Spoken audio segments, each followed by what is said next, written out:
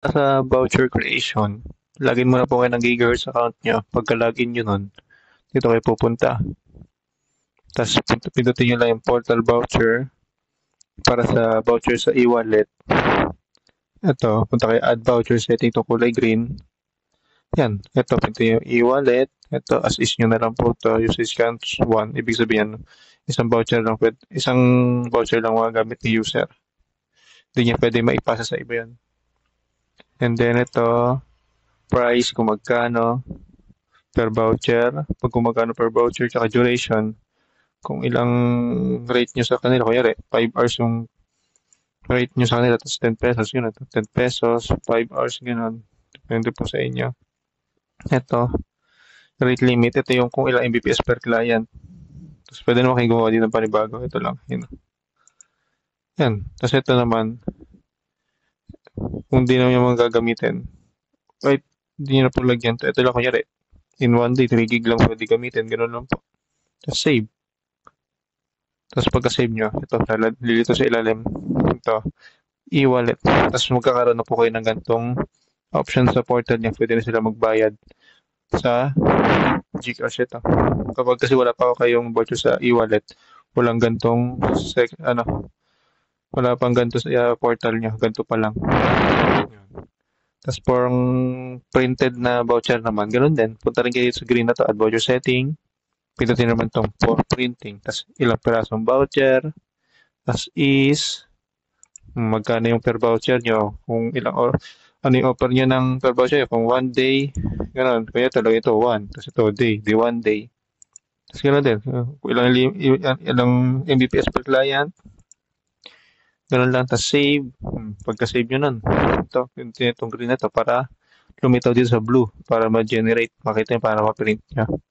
Ito, pinutuloy mo lang to, generate, pangalanan mo, kaya ito, pinakala to, 10 pesos, kasi 10 pesos siya. Yung mo dito, 10 pesos. Tapos yun, submit. Pagka-submit nun, lilitaw na yun dito sa blue, sa vouchers. Yan. Ito, kita nyo ito. 10 pesos, yun. Na-generate ko na siya. Pwede ko na siya i-print. Yan, print. Yan. Pwede na siya i-print na. Tapos, para sa pagkapalit naman ng SSID o Wi-Fi, punta ka lang dito sa may site. May site ka lang. And then, edit site. Yan, ito, SSID.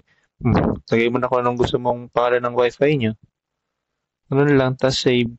Yan lang. Pagka-save mo ng Wi-Fi nyo, tas gusto mong mabago yung nakalagay sa portal mo na ganitong pangalan. Dito yung sa brand. Ito. Kaya ito, may pangalan siya, Kadra Voucher Wi-Fi. Yun. Brand. Ito yan, brand Wi-Fi name. Yun, ito yung nakalagay sa may portal nyo. Ito, wag yun itong baguhin itong SSID, Wi-Fi name. Ito nung taas lang. Ito lang yun. Ito yun. Yung brand. Ito yun. Tapos yun, save. Yeah, save changes. Ito. Ano yun? Save changes lang. Pagka-save nyo, tapos kung gusto nyo na mag-cash out, madami na kayong benta sa voucher nyo sa Gcash, dito lilitaw yan sa dashboard. Yan dito. Ito makikita. Yan. Yung mga earnings nyo. Tapos ito, para mag-cash out na, ito, request payout. 100 lang minimum anytime. Kaya pwede mag-cash out basta 100 minimum. Then, new account. Hanapin nyo lang kung saan nyo i-cash out. Gcash, Paymaya, ganun. BPI. Or lagay nyo lang dito yung account name, account number, tsaka submit. Yun, magka-cash out na. Dadirekta na yun sa pagka-cash out nyo. Kung Gcash nyo. Ganun lang. Thank you.